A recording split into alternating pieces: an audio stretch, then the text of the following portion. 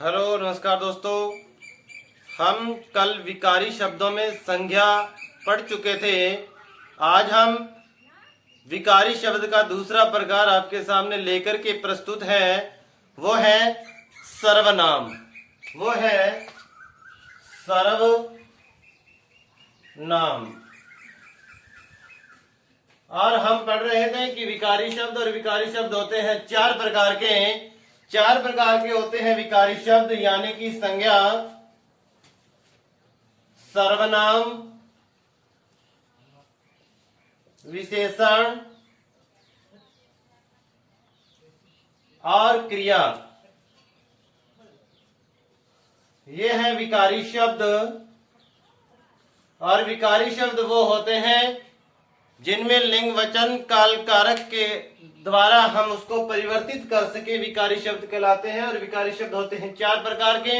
और विकारी शब्द को हम शुरू करके संज्ञा पढ़ चुके हैं। आज हम बात करेंगे सर्वनाम पर कि सर्वनाम क्या होता है, सर्वनाम के कितने प्रकार होते हैं, कौन कौन से होते हैं, किस प्रकार से होते हैं। देखिए, सर्वनाम का शाब्दिक विच्छेद होता है सर्व प्लस नाम। सर्व प्लस नाम। सर्व का मतलब होता है सबका और नाम यानी कि नाम। हम पढ़ रहे थे संज्ञा, और संज्ञा के अंदर हमने पढ़ा था दुनिया के सब नाम, यानी कि दुनिया के सब नाम क्या होते हैं, संज्ञा होते हैं। दुनिया के सब नाम क्या होते हैं, संज्ञा। और सबका नाम क्या होता है, सर्वनाम। क्या होता है, सर्वनाम। देखिए, मैं इसकी आपके सामने परिभाषा लिखूं। सर्वनाम क्या होता है कि वे शब्द जो संज्ञा के स्थान पर प्रयुक्त होते हैं उन्हें सर्वनाम कहते हैं। क्या होता है सर्वनाम? देखिए, वे शब्द जो संज्ञा के स्थान पर प्रयुक्त होते हैं वो सर्वनाम कहलाते हैं, उन्हें हम सर्वनाम कहते हैं। देखिए, एक उदाहरण के माध्यम से मैं आपको समझाने का प्रयत्न करूंगा। जैसे मैं लिखता हूं राम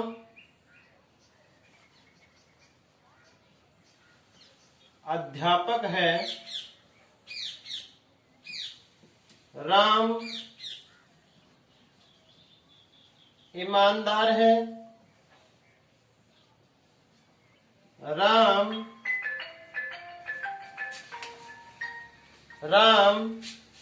ईमानदार है, राम अच्छा व्यक्ति है, राम दयालु है। देखिए, बार बार हम प्रयुक्त कर रहे हैं क्या कि राम राम राम राम। देखिए, राम शब्द क्या है, राम शब्द है संज्ञा। राम शब्द क्या है, संज्ञा। देखिए, जब हम बार बार राम राम राम शब्द का जब प्रयोग कर रहे हैं तो हमारे वक्तव्य में, हमारे लेक्चर में, हमारी कक्षा में एक नीरसता का भाव पैदा हो रहा है, यानी कि नीरस हो रहा है। इस नीरसता से बचने के लिए, अपनी कक्षा को, अपने लेक्चर को अट्रैक्टिव बनाने के लिए हम इनके स्थान पर प्रयोग कर सकते हैं। क्या देखिए, इसके स्थान पर मैं प्रयोग कर दूं क्या,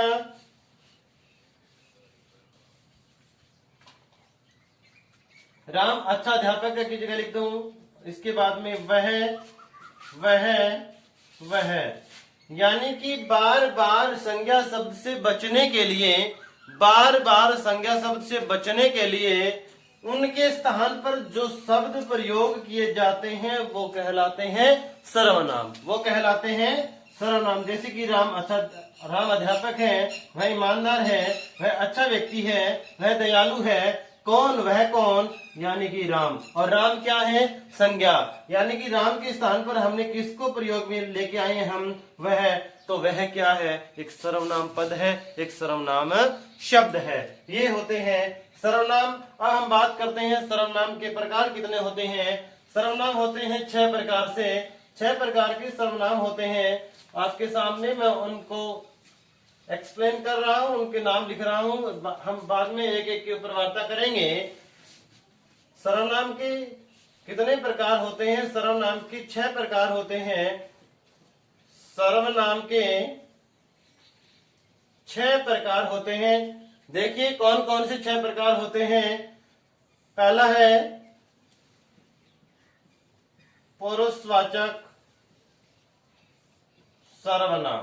पुरुषवाचक सर्वनाम। दूसरा है निश्चयवाचक सर्वनाम। तीसरा है अनिश्चयवाचक सर्वनाम।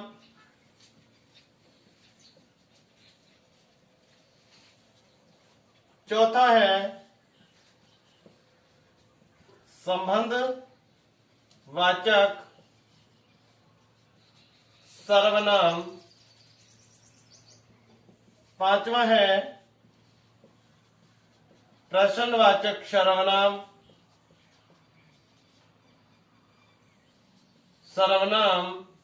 और छठा है निजवाचक सर्वनाम। देखिए ये 6 प्रकार से होते हैं क्या? पुरुषवाचक सर्वनाम, निश्चयवाचक सर्वनाम, अनिश्चयवाचक, संबंधवाचक, प्रश्नवाचक और निजवाचक सर्वनाम। अब हम इन पे एक एक के ऊपर विस्तृत वार्ता करेंगे कि पुरुषवाचक सर्वनाम क्या होता है, निश्चयवाचक सर्वनाम क्या होता है, अनिश्चयवाचक सर्वनाम क्या होता है, संबंधवाचक सर्वनाम क्या होता है, प्रश्नवाचक सर्वनाम क्या होता है और निजवाचक सर्वनाम क्या होता है। और हम वीडियो के अंत में, यानी कि जैसे ही हम सर्वनाम टॉपिक को कंप्लीट कर चुके होंगे, विस्तृत वार्ता कर चुके होंगे, उसके बाद हम एक सारणी बनाएंगे और उस सारणी के अंदर हम ये सारे के सारे सर्वनाम लिख करके उसकी पहचान आपके सामने प्रस्तुत कर देंगे। देखिए हम एक एक का विस्तृत अध्ययन करते हैं।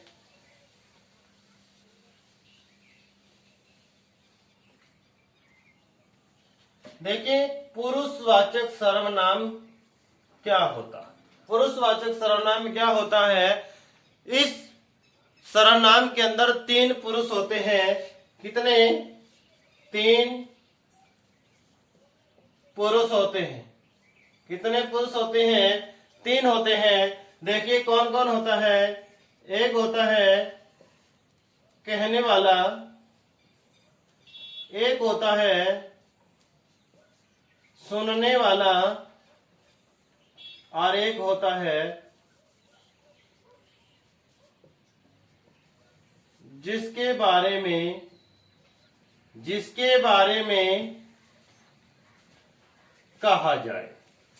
देखिए 3 व्यक्तियों का प्रयोग होगा पुरुषवाचक सर्वनाम के अंदर और इस ब्रह्मांड के अंदर पुरुष 3 ही होते हैं। या तो कहने वाला होगा, या सुनने वाला होगा, या कोई अन्य तीसरा होगा, यानी कि जिसके बारे में हम बात कर रहे हैं वो कोई तीसरा होगा। अब देखिए जो कहने वाला होता है उसको कहते हैं उत्तम पुरुष, उसको कहते हैं उत्तम पुरुष। सुनने वाला होता है उसको कहते हैं मध्यम पुरुष, मध्यम पुरुष।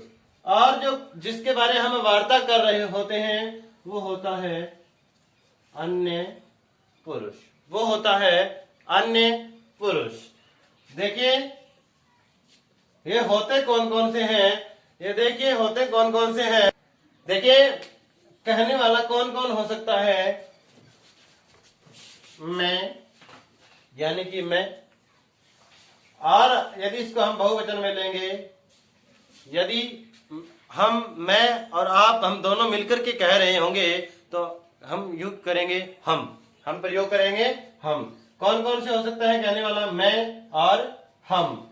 देखिए सुनने वालों में कौन कौन होगा, तू, तुम, और जब हम किसी को आदर देते हैं उसके लिए हम प्रयोग कर सकते हैं आप। यानी कि जब हम किसी समूह के अंदर बात कर रहे होते हैं और हम सामने वाले को सुना रहे होते हैं, तो जो छोटे हैं, छोटे व्यक्ति हैं, यानी कि छोटे इंसान अपने से छोटे हैं, उनको हम तू और तुम कह सकते हैं, लेकिन अपने बड़ों के सामने हम तू और तुम नहीं कह सकते। क्या कह सकते हैं? आप। और ये आप शब्द है, ये सभी के लिए प्रयोग किया जा सकता है, चाहे छोटा है चाहे बड़ा है, क्योंकि ये आदर सूचक शब्द है। क्या है ये आदर सूचक शब्द है। आदर, किसी को आदर देने के लिए, किसी को आदर देने के लिए हम किसका प्रयोग करते हैं? आप का प्रयोग करते हैं। जिसके बारे में कुछ कहा जाए वो कौन कौन हो सकता है? यह, वह, ये, वे, वो। ये 5 शब्द ऐसे हैं जिसके बारे में हम वार्ता कर रहे होते हैं, यानी कि किसी अन्य के बारे में हम कह रहे होते हैं, उनके बारे में ये 5 प्रयोग किए जाते हैं। देखिए यह यानी कि जो हमारे पास में होता है, एक वचन में होता है, जो हमारे पास में होता है और एक वचन में होता है, उसके लिए हम प्रयोग करते हैं यह मार्कर, यह बोर्ड। इसी प्रकार वह, देखिए वह क्या होता है? यानी कि जो दूर होता है और एक वचन में होता है, उनके लिए हम क्या प्रयोग कर रहे हैं? वह। जैसे कि वह आदमी, वह इंसान। और ये शब्द कब प्रयोग किए जाते हैं? यानी कि जो पास में होते हैं और बहुवचन में होते हैं, जो पास में होते हैं और बहुवचन में होते हैं। देखिए वे जो दूर होते हैं और बहुवचन होते हैं, और वो हम आदर सूचक शब्द के लिए प्रयोग करते हैं। आदर सूचक यानी कि किसी को आदर देने के लिए हम वे के स्थान पर वो शब्द का प्रयोग कर सकते हैं, वो व्यक्तियों का समूह, ऐसे हमें बोल सकते हैं। यानी कि जिस सर्वनाम के अंदर 3 पुरुषों का प्रयोग होता हो, यानी कि कहने वाला, सुनने वाला और अन्य तीसरे की बात की जा रही होती हो, तो वो कौन सा सर्वनाम कहलाता है? पुरुषवाचक सर्वनाम कहलाता है। और ये बात अति आवश्यक है कि पुरुषवाचक सर्वनाम के अंदर तीनों पुरुष होना अति आवश्यक है। जैसे कि मैं आपके सामने एक उदाहरण प्रस्तुत कर रहा हूं, जैसे वह ईमानदार है। अब आपसे क्वेश्चन पूछ लिया जाए, इसमें सबसे पहला प्रश्न ये बनता है कि इसमें कितने पुरुष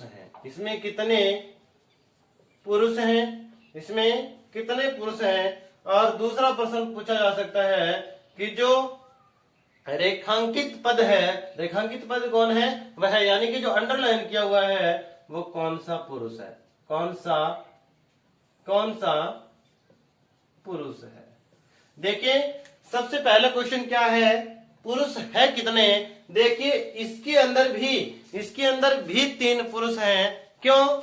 जैसे कि मैं आपके सामने कह रहा हूं, क्या वह ईमानदार है, मैं आपको बता रहा हूं मैं कौन हुआ? उत्तम पुरुष।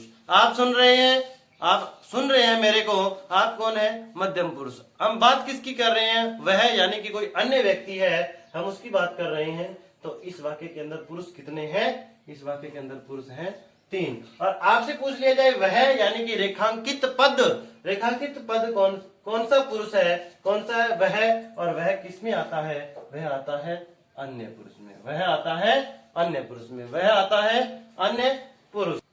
देखिए हम पढ़ चुके हैं पुरुषवाचक सर्वनाम, और दूसरा है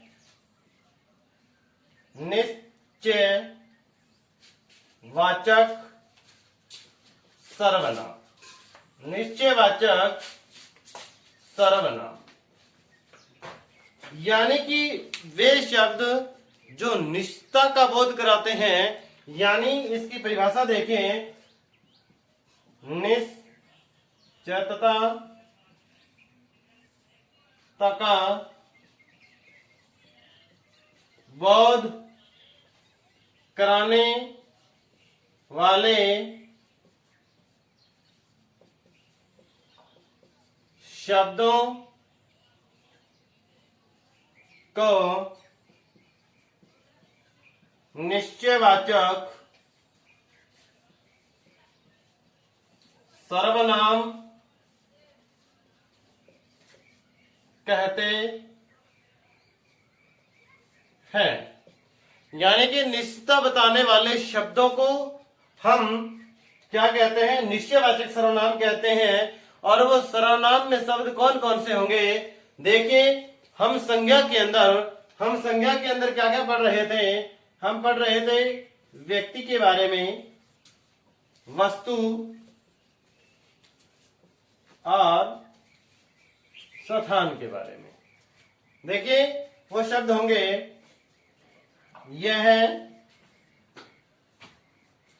वह, ये, वे और वो। यह, वह, ये, वो, वे, यानी कि ये 5 शब्द। आपका ये प्रश्न हो सकता है कि ये 5 शब्द पुरुषवाचक सर्वनाम के अंदर अन्य पुरुष में भी गिने जा रहे थे, तो हम निश्चयवाचक और यहाँ पहचान कैसे करेंगे?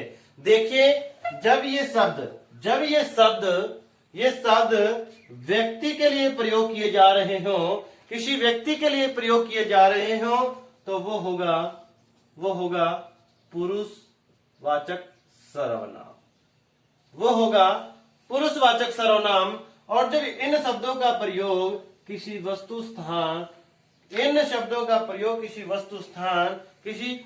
स्थान के लिए प्रयोग किया जा रहा हो, किसी वस्तु सर्वनाम का प्रयोग किसके लिए किया जा रहा हो? वस्तु और स्थान के लिए। तो वो कौन सा होगा? वो होगा निश्चयवाचक सर्वनाम। निश्चयवाचक सर्वनाम के अंदर होगा क्या? यह, वह, ये, वे, वो। निश्चित बता रहे होंगे, जैसे कि आपके सामने मैं उदाहरण रखूं, यह मेरा घर है। देखिए, यह मेरा घर है, ये निश्चितता बताई जा रही है। घर किसका है? मेरा है। देखिए, ये क्या है? ये स्थान है। ये क्या है? स्थान है। तो ये कौन सा? जब किसी स्थान या वस्तु का बोध करा रहे होंगे, तो वो कौन से? ये सारे के सारे शब्द को इसमें आएंगे, निश्चयवाचक सर्वनाम के अंदर गिने जाएंगे। कब? जब ये शब्द किसी वस्तु या स्थान का बोध करा रहे होंगे। तो देखिए, अब आपसे पूछ लिया जाए यह कौन सा सर्वनाम है? तो आप यहाँ देखिए, घर है, घर एक स्थान का नाम है, तो यह कौन सा है? ये निश्चयवाचक सर्वनाम है। अब आपके सामने मैं ये रखूं, यह घर मेरा है। यह घर मेरा है। अब आपसे पूछ लिया जाए ये क्या है? ये प्यारे विद्यार्थियों, ये सर्वनाम न होकर के ये विशेषण का काम करता है। ये क्या बन जाते हैं? विशेषण। और विशेषण हम सर्वनाम के तुरंत बाद में हम क्या करेंगे? विशेषण पढ़ेंगे। ये है क्यों? इसका देखिए, एक आप ध्यान रखना, यदि इन शब्दों के तुरंत बाद संज्ञा का प्रयोग हो जाए, इन शब्दों के तुरंत बाद, यानी कि तुरंत बाद संज्ञा आ जाए, तो ये सारे के सारे शब्द क्या बन जाते हैं? ये सारे के सारे शब्द बन जाते हैं विशेषण। क्या? विशेषण। और विशेषण कौन से है? कौन सा विशेषण? सार्वनामिक विशेषण। सार्वनामिक विशेषण। सार्वनामिक विशेषण क्यों? क्योंकि ये सर्वनाम से बने हैं, इसलिए ये सार्वनामिक विशेषण बन जाते हैं। और इसमें क्या होगा, निश्चयवाचक सर्वनाम में क्या होगा कि इन शब्दों के तुरंत बाद संज्ञा न आकर के, तुरंत बाद न आकर के आगे आएगी। यानी कि जैसे कि तुरंत बाद संज्ञा नहीं है, बीच में ये मेरा आ गया और इसके बाद में संज्ञा का प्रयोग किया गया है, इसलिए ये क्या है, ये निश्चयवाचक सर्वनाम है। और यहाँ ये क्या है, सर्वनामिक विशेषण। इसको संकेतवाचक विशेषण भी कहते हैं, इसको संकेतवाचक विशेषण भी कहते हैं, इसको संकेतवाचक विशेषण भी कहते हैं। ये था हमारा निश्चयवाचक सर्वनाम। इसमें हो सकता है ये मेरा घर है, ये मेरा पेन है, ये मेरा मोबाइल है, यह हम पढ़ रहे थे, देखें, यह मेरा घर है, मेरा पेन है, मेरा बोर्ड है, मेरा परिवार है, यानी कि यह मेरा परिवार है। देखिए परिवार क्या है, परिवार एक संज्ञा है, इसके बीच में मेरा आ रहा है और इससे पहले यह आ रहा है, तो यह क्या है, यह निश्चयवाचक सर्वनाम है। देखिए हम तीसरा और पढ़ते हैं, हम तीसरा और देखिए,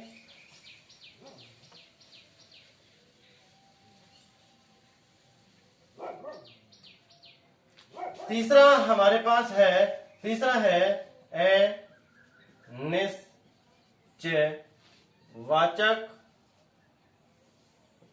सर्वनाम। अनिश्चयवाचक सर्वनाम। देखिए हम पढ़ रहे थे निश्चयवाचक, यानी कि जिसमें निश्चितता का बोध कराया जाए, वो कौन से शब्द होते हैं, निश्चयवाचक सर्वनाम होते हैं। लेकिन जिसमें निश्चितता का बोध ना कराया जाए, कोई चीज अनिश्चित हो, यानी कि जिन शब्दों के द्वारा, जिन शब्दों के द्वारा अनिश्चितता, जिन शब्दों के द्वारा अनिश्चितता का बोध कराया जाए, उन शब्दों को अनिश्चयवाचक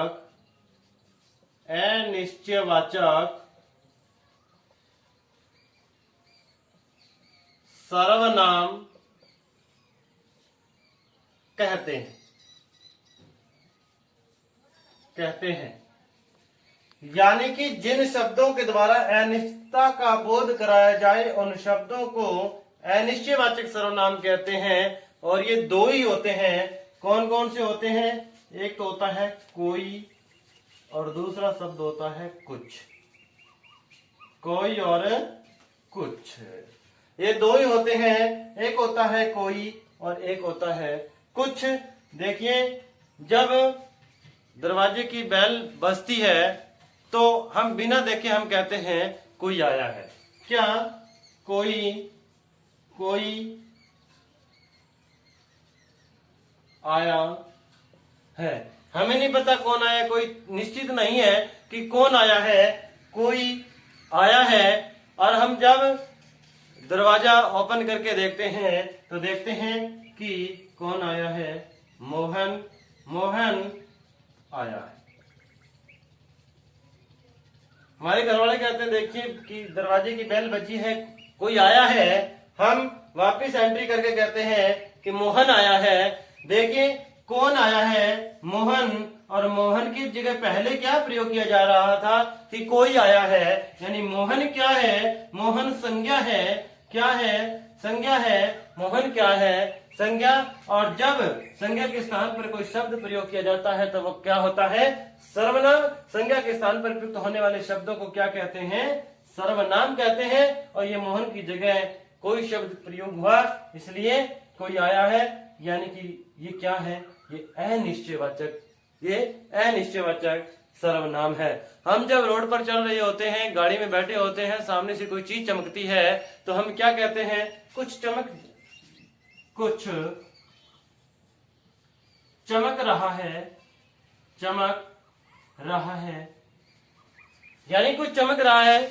आप गाड़ी धीरे चलाइए, कुछ चमक रहा है, हमें यह नहीं पता कि क्या चमक रहा है, हम निश्चित नहीं कर पा रहे हैं कि क्या चमक रहा है, लेकिन हमें यह अवश्य पता है कि कुछ न कुछ अवश्य चमक रहा है, कुछ तो चमक रहा है। ये कुछ भी क्या है, ये अनिश्चयवाचक सर्वनाम है। देखिए आज की कक्षा में हमने यानी कि सर्वनाम 6 होते हैं। सर्वनाम क्या होता है, सर्वनाम क्या होता है, सर्वनाम कितने होते हैं, 6 होते हैं। कौन कौन से होते हैं, हमने 6 के ऊपर वार्ता की थी। पुरुषवाचक, निश्चयवाचक, अनिश्चयवाचक, संबंधवाचक, प्रश्नवाचक और निजवाचक सर्वनाम। और हमने 3 सर्वनाम के ऊपर विस्तृत वार्ता की। पुरुषवाचक सर्वनाम को हमने अच्छे से पढ़ा, दूसरा हमने निश्चयवाचक सर्वनाम को बहुत अच्छे से पढ़ा और तीसरा हमने अनिश्चयवाचक सर्वनाम को बहुत अच्छे से पढ़ा। नेक्स्ट वीडियो के अंदर हम 3 सर्वनाम को और अच्छे से पढ़ेंगे। आपको ये वीडियो अच्छे लगे, आप इसको शेयर करना, लाइक करना, कमेंट करके जरूर बताना और ज्ञान संचार बाय बीएसपी यूट्यूब चैनल को आप सब्सक्राइब कर लें। आपका बहुत बहुत धन्यवाद। नमस्कार।